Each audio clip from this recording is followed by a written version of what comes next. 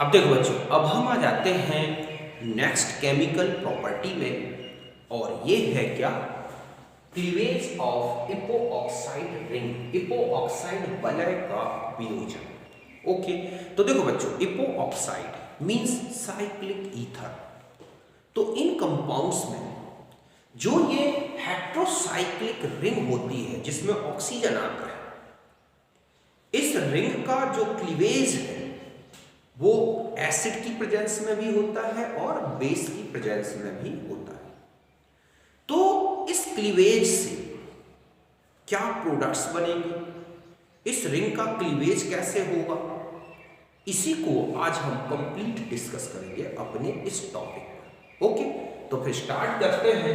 और सबसे फर्स्ट मैंने लिया है एसिड कैटेलाइज्ड क्लीवेज, अम्ल उत्प्रेरित वलय वियोजन। तो देखो बच्चों, एक सिंपल, सबसे इजी और सबसे सिंपल इपोऑक्साइड लेते हैं, ये इथाइलिन इपोऑक्साइड। ओके, इसमें हमें एसिड कैटेलाइज्ड जो है क्या बताना है, रिंग का क्लीवेज। तो देखो, ये है एसिड का प्रोटॉन और यहां पर ये है ऑक्सीजन। हम जानते हैं ये बेसिक नेचर का है, तो ये है लुईस बेस और ये है लुईस एसिड। पहले यहां पर प्रोटोनेशन हुआ, एसिड OH2 और ये हो गया सब इस तरह से। ओके, यहां पर पॉजिटिव चार्ज। अब क्या होगा कि इसके पॉजिटिव चार्ज आते ही यहां पर पार्शियल पॉजिटिव चार्ज तो पहले से भी डेवलप था और ज्यादा डेवलप होगा। अब यहां पर H2O अटैक करता है, या कोई भी न्यूक्लियोफाइल अल्कोहल हो सकता है, हैलाइड ग्रुप हो सकता है। इस तरह के ग्रुप्स जो है न्यूक्लियोफिलिक, कोई भी ग्रुप जो अटैक कर रहा है इस पर, वो आएगा। तो सपोज हम H2O की बात करें तो वो यहां भी अटैक कर सकता है, यहां पर भी। अगर ये दोनों तरफ सेम ग्रुप है, मतलब है कि यहां के जो ग्रुप्स हैं और यहां के ग्रुप्स बिल्कुल सेम है, हाइड्रोजन हाइड्रोजन हो या एल्काइल ग्रुप्स हो, तो ये जो रेट होगा बच्चों R1 और R2 ये दोनों बराबर होगा। ओके, और जिस डायरेक्शन में इपोऑक्साइड की रिंग है जस्ट उसके अपोजिट डायरेक्शन से अटैक करेगा, और यहां पर जैसे ही अटैक होगा तो ये रिंग ब्रेक हो जाएगी बच्चों, और यहां सपोज OH2O इस तरह से ऐड हो गया और यहां पर OH, जैसे ही अटैक हुआ ये हो सकता है। या जो दूसरी कंडीशन कैसी हो सकती है, OH CH2 और OH2। ओके, यहां पर ले लेते हैं, मतलब दूसरा हो सकता है कि यहां पर OH और CH2 OH2 इस तरह से। तो ये दोनों एक दूसरे के अपोजिट होंगे। बाद में यहां से प्रोटॉन का रिमूवल होगा, यहां पर H2O है या जो भी न्यूक्लियोफाइल लिया गया है वो उसका प्रोटॉन का रिमूवल करेगा, और यहां से ये रिमूव हो गया और हमें ये मिल गया एक ट्रांस डाइपोल। ओके, अब चाहे ऐसा रिंग टूटे चाहे यहां से रिंग टूटे, प्रोडक्ट एक ही बनेगा। तो यहां पर ध्यान रखना है कि यहां पर अगर प्राइमरी कार्बन है, यहां प्राइमरी कार्बन है, दोनों तरफ जो है क्या हो रहा है कि दोनों तरफ बिल्कुल सेम ग्रुप है, तो एक ही प्रोडक्ट बनेगा। और इस तरह से यहां पर एक आप देख रहे हैं कि ये जो अटैक करने वाला न्यूक्लियोफाइल था वो आके एडेड हो गया, और रिंग क्या हो गई उसके बाद, डिसोसिएटेड हो गई, और इस तरह से ये कंप्लीट हो गया, हमारा क्या मिल गया, डायोड। अब देखो बच्चों, अब आता है कि ऐसी कंडीशन बन जाए कि इपोऑक्साइड सिमेट्रिकल नहीं है। समझ गए ना, कैसा नहीं है, सिमेट्रिकल नहीं है। सपोज यहां पर आपके दो R ग्रुप जुड़े हुए हैं इस तरह से, और अब हमें एसिड कैटेलाइज्ड रिंग का डिसोसिएशन बताना है, फिर उसमें न्यूक्लियोफिलिक अटैक बताना है, तो आप पहले प्रोटोनेशन कराएं। ओके, इस तरह से ये प्रोटोनेशन हो गया बच्चों, OH प्लस। अब यहां पर आप देख रहे हैं कि दो एल्काइल ग्रुप जुड़े हैं, तो ये रिंग एक कार्ब कैटाइन का फॉर्मेशन करेगी क्लीवेज से, और हम जानते हैं कि ऐसे में ये बॉन्ड ब्रेकिंग ज्यादा स्टेबल होगी। ऐसा क्यों, क्योंकि यहां पर एक टर्शरी कार्ब कैटाइन बन जाएगा। क्या बन जाएगा, टर्शरी कार्ब कैटाइन। अब ये जो कार्ब कैटाइन बना इसमें बस आपको क्या करना है, H2O को अटैक करा देना है, ये इधर से आ जाएगा या फिर इधर से कार्ब कैटायन प्लेनर होता है बच्चों। फिर भी ये बता दूं कि ये जो रेट है R1 और ये है R2, तो यहाँ पर R1 ग्रेटर देन R2, और इस तरह से आप देखोगे कि यहाँ पर एक OH CH2 OH, समझ गए ना, इस तरह से, या फिर हम कहें R CH2 OH OH, ये लेस अमाउंट में आएगा और ये मोर अमाउंट में आएगा। एक रैसमिक मिक्सचर की तरह तो नहीं होगा, बट एक एसिमेट्रिक सिंथेसिस की तरह, एक ज्यादा और एक कम, तो ये प्रोडक्ट्स का फॉर्मेशन होगा। तो ध्यान रखें, एसिड कैटेलाइज्ड रिएक्शन आपको बताई गई है, और अनसिमेट्रिकल क्या दिया गया है, एपो-ऑक्साइड। तो आपको न्यूक्लियोफाइल का अटैक कहां बताना है बच्चों, जहां पर ज्यादा से ज्यादा एल्काइल ग्रुप हो, मतलब होता है कि एडिशन ऑफ न्यूक्लियोफाइल, समझ गए बच्चों, addition of nucleophile takes place that end of epoxide ring where, ठीक है, having large number of alkyl groups in presence of acid। समझ गए बच्चों कि अम्ल की उपस्थिति में न्यूक्लियोफाइल का योग आक्रमण उस या एपो-ऑक्साइड वलय की उस कार्बन पर करना है जहां अधिक संख्या में एल्किल समूह उपस्थित रह सकता है। और ये कौन सी मैकेनिज्म हो गई, SN1, जबकि इससे पहले क्या थी वो, SN2। क्यों, क्योंकि एपो-ऑक्साइड रिंग पहले टूटती नहीं, उससे पहले ही H2O अटैक कर देता है, एक ट्रांजिशन स्टेट बनती है।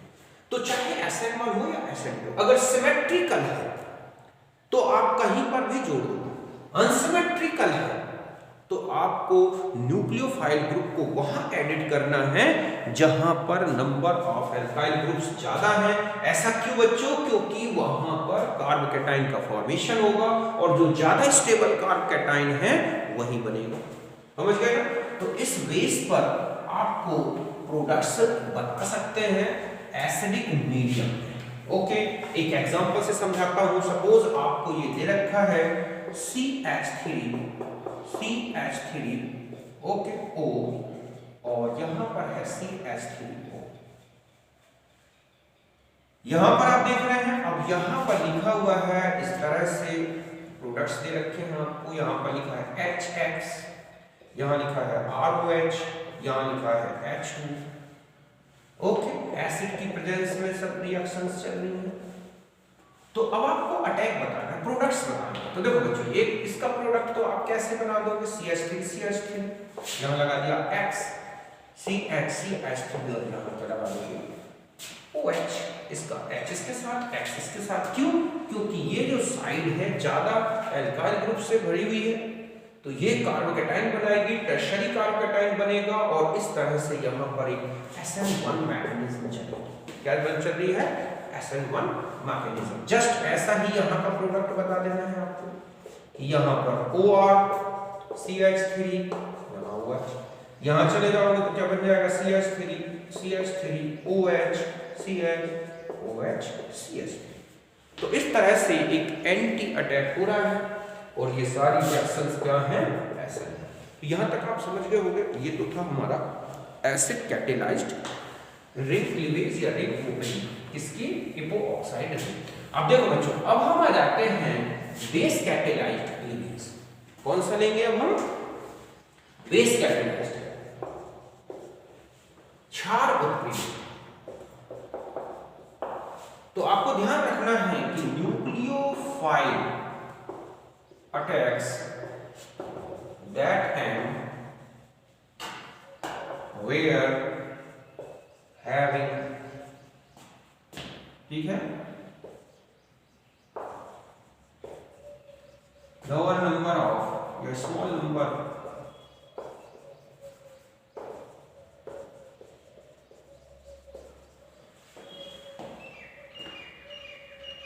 है number of alkyl group of epoxide ring। समझ गए बच्चों कि क्षार उत्प्रेरण में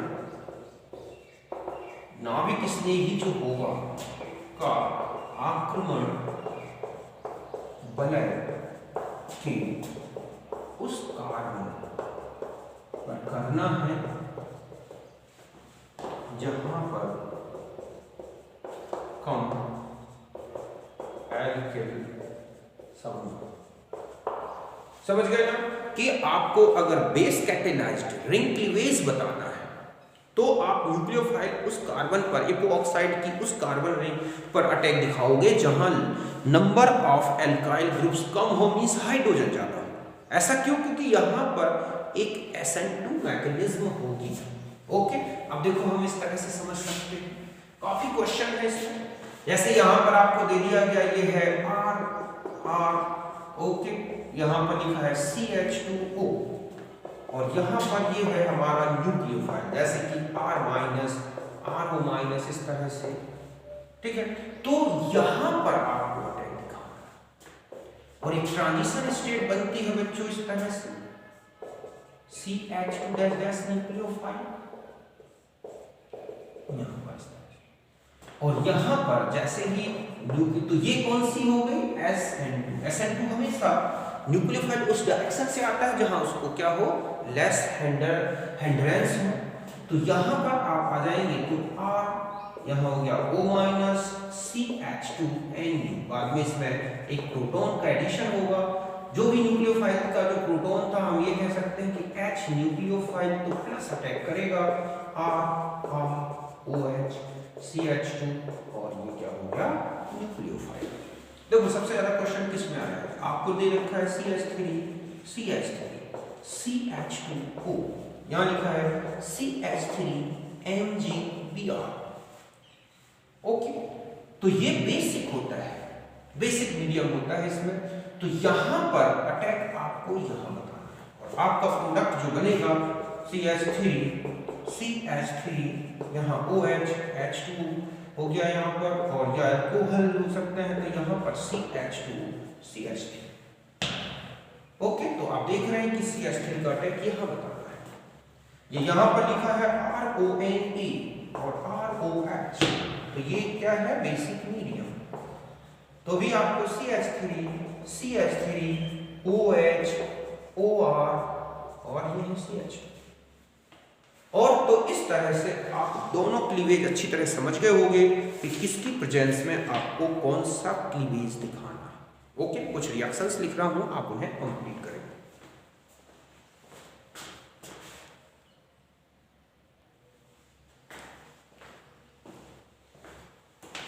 अब देखो बच्चों, आपको ये कुछ कंपाउंड्स दे रखे हैं, अब आप इनके एडिशन को बताना है। ओके, तो देखो आप यहां पर आ जाए, ये एक इपोऑक्साइड है, यहां पर ROH का एडिशन कराओगे एसिडिक मीडियम में, तो आपको क्या करना है, हम जानते हैं कि ये जो है हमारे पास एक OH अगर इस तरह से होगा तो OR इस तरह का, ओके, यहां पर H रहेगा, अब यहां पर H रहेगा, मतलब यहां पर जैसे ही इसका तो एक OH और OR एक दूसरे की एंटी पोजीशन में रहेंगे।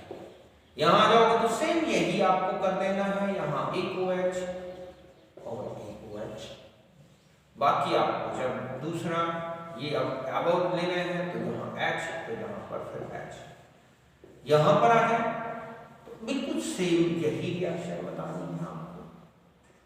ओके, यहाँ पर OH, तो यहाँ पर क्या लेना है आपको R मींस, इसमें चले जाए। अब आप यहां देखें, ये है यहां H एसिडिक मीडियम है, तो आपको OH कहां ऐड करना है ये देखना है, सॉरी इथाइल ग्रुप को कहां पर, एथोक्साइड, ये एसिडिक मीडियम में, किसमें है एसिडिक मीडियम। हम जानते हैं कि ये अटैक होगा तो यहाँ पर ये है CH3, तो यहाँ पर क्या आ जाएगा C2H5 मींस सॉरी OC2H5, तो ये अपोजिट हो जाएगा ये, तो OH यहाँ आ जाएगा HS हो जाएगा। ओके, मींस यहाँ पर अगर आप ब्रेक करेंगे तो O और इसका H इस तरफ आएगा, इधर आएगा एल्कोक्साइड ग्रुप और ये ऊपर रहेगा तो OH नीचे रहेगा। यहाँ आ जाए तो यहाँ बेस कैटेलाइज्ड रिएक्शन, यहाँ पर तो OH आएगा, तो यहाँ पर क्या आएगा बच्चों C2H5। यहाँ तक बात समझ गए होगे। ओके, नेक्स्ट इसमें आ जाओ MgBr है। अब इसमें आप तो रिंग में है और सिमेट्रिकल रिंग है। सपोज ये ऐसे होती यहाँ पर, तो यहाँ पर आपका क्या आ जाता OH, तो यहाँ पर क्या आता बच्चों CH3, यहाँ आ जाओ CH3 MgBr, यहाँ पर आप देख रहे हैं और यहाँ ये लेस क्राउडेड है तो मिथाइल ग्रुप को यहाँ ऐड कर दो, OH यहाँ हो गया और यहाँ पर क्या आ जाएगा CH3, यहाँ हो गया R। इस तरह से कोई दिक्कत तो नहीं, आप यहाँ पर OR ऐड कर रहे हैं, यहाँ पर OH, यहाँ पर R, ये से HBr, ये एसिडिक मीडियम होगा HBr का, तो बस अब आप देखें कि आपको कौन सा ग्रुप कहाँ रखना है, तो Br आपका यहाँ आएगा और OH ऐसे आएगा। बाकी सिस और ट्रांस ये तो आप समझ ही रहे हैं कि किस तरह से आपको रखना है। तो ये कुल मिला के इपो ऑक्साइड रिंग में एडिशन के बारे में था, उनका क्लीवेज के बारे में है, आप अच्छी तरह समझ गए हो। ओके, तो इसे नोट करें।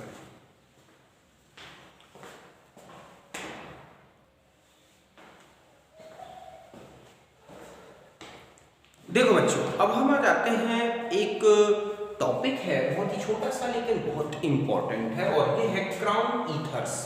ओके, तो देखो क्राउन ईथर्स होते क्या है। क्राउन ईथर्स है heterocyclic polyether having at least 4 oxygen atoms in heterocyclic ring.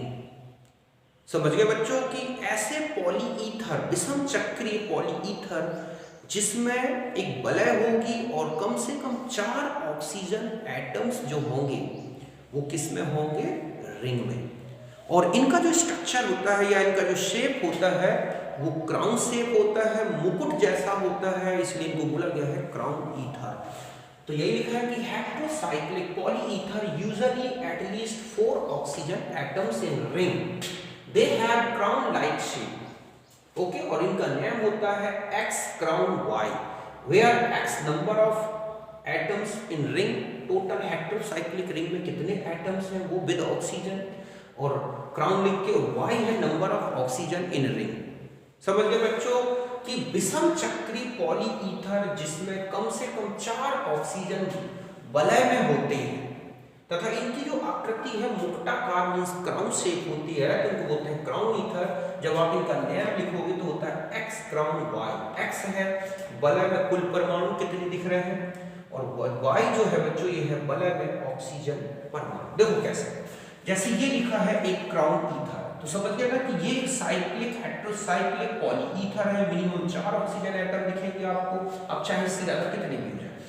यहां पर देखें आप कि टोटल कितने एटम हैं इसमें, ऑक्सीजन को भी जोड़ना है, तो 1 2 3 4 5 6 7 8 9 10 11 12, मतलब ये हो गया 4 6 8 10 12, तो यहां लिखा आपने 12। ओके, फिर लिखा क्राउन, और टोटल ऑक्सीजन कितने हैं 4, तो ये हो गया 12 क्राउन 4। यहां आ जाओ, देखो कितने एटम्स दिख रहे हैं। पहले तो आप कार्बन देख लो कुल कितने हैं, यहाँ पर 2 4 6 8 10 12।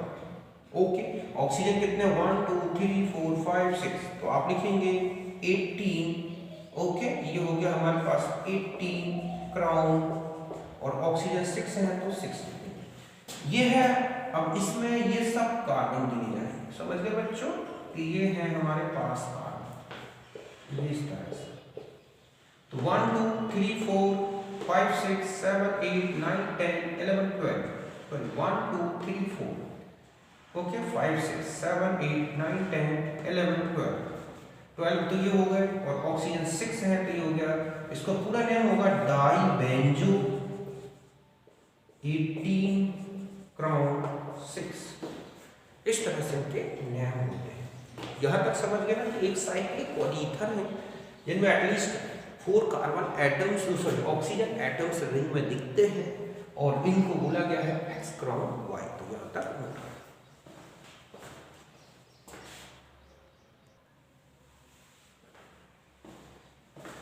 अब देखो बच्चों, अब हम आ जाते हैं कि जो ये क्राउन ईथर मैंने आपको बताए, ये क्राउन ईथर बहुत ही अच्छे एक फेस ट्रांसफर कैटालिस्ट भी होते हैं। इसके अलावा ये इनऑर्गेनिक कंपाउंड को ऑर्गेनिक सॉल्वेंट में डिसॉल्व करने के लिए बहुत ही अच्छे हेल्पफुल होते हैं। ऐसा क्यों होता है?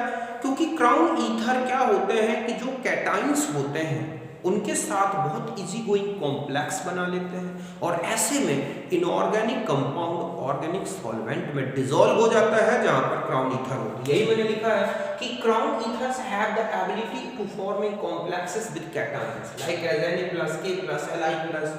Why this property? Ionic compounds can be made to dissolve in non-polar organic solvent having some quantity of ground ether. समझ गए बच्चों कि जैसे S ब्लॉक के कैटायन जो सॉल्ट्स हैं उनको हमें किसमें डिसॉल्व करना है? ऑर्गेनिक सॉल्वेंट में। तो हम उनको किसके थ्रू डिसॉल्व कर सकते हैं? क्राउन ईथर के। क्यों? क्योंकि क्राउन ईथर इस तरह से कैटायन को ट्रैप करके उसको बांध लेते हैं और उसको डिसॉल्व कर लेते हैं। समझ गए बच्चों कि क्राउन ईथर में धनायनों इन धनायनों को घोलने की क्षमता होती है। क्यों? क्योंकि इनके साथ इस तरह का संकुल बनाते हैं। ऐसे में हम कार्बनिक विलायक में इनऑर्गेनिक कंपाउंड या सॉल्ट को डिसॉल्व कर सकते हैं किसके थ्रू? क्राउन ईथर के। तो ये इस तरह से ठीक। अब मैंने यहाँ पे लिखा है कि they are used as a phase transfer catalyst in nucleophilic substitution reactions. तो देखो बच्चों, जो न्यूक्लियोफिलिक सब्स्टिट्यूशन जो सब्सटेंस होते हैं, न्यूक्लियोफिलिक सब्सटेंस, ठीक है, वो एक प्रकार के इनऑर्गेनिक कंपाउंड्स होते हैं, RONA, NaCN। अब आप इनकी रिएक्शन एल्काइल हैलाइड्स या ईथर्स या हम कहें कि अल्कोहल से कराते हैं तो वो तो क्या है? Organic compounds. और न्यूक्लियोफाइल का आप एक्वस सॉल्यूशन यूज कर रहे हो तो वो क्या है? इनऑर्गेनिक कंपाउंड का सॉल्यूशन। मतलब ये आपके पास सपोज RX रखा है ईथर के साथ और यहाँ पर आप NaCN का सॉल्यूशन यूज कर रहे हैं, इससे रिएक्शन। तो ये रिएक्शन होती कैसे है? ये तो एक्वस मीडियम में है और एक्वस मीडियम और अल्काइल हैलाइड ईथर वाली फेस में है। इन दोनों के बीच में कांटेक्ट कैसे हो, कैसे रिएक्शन होगी, तब इसके लिए यूज किया जाता है किनका? क्राउन ईथर का। क्राउन ईथर इनके कैटायन को हटा देते हैं और CN को यहाँ तक पहुंचा देते हैं और उनको डिसॉल्व करके और यहाँ पर RX से रिएक्शन करते हैं। तो इस फेस से इस फेस तक मतलब समझ गए ना, इस प्रावस्था से इस प्रावस्था तक न्यूक्लियोफाइल को ट्रांसफर करने का काम भी क्या करते हैं? Crown ether. इसके अलावा आप देखोगे टेट्रा अमोनियम सॉल्ट, इनका भी यूज होता है एक फेस ट्रांसफर कैटालिसिस में। तो ये थे हमारे क्राउन ईथर के बारे में। इसमें ज़्यादा क्वेश्चंस तो नहीं बनते, लेकिन 1-2 क्वेश्चन अगर आ जाते हैं क्राउन ईथर से तो इनसे सॉल्व हो जाएंगे। आप इस पर गौर करें, अच्छे से समझें। ओके, तो आज हमारा यहाँ पर कंप्लीट होता है अल्कोहल, ईथर और फिनॉल इनका चैप्टर। अब हम स्टार्ट कर रहे हैं aldehyde and ketones means carbonyl compounds. Okay, तो पहले आप इसे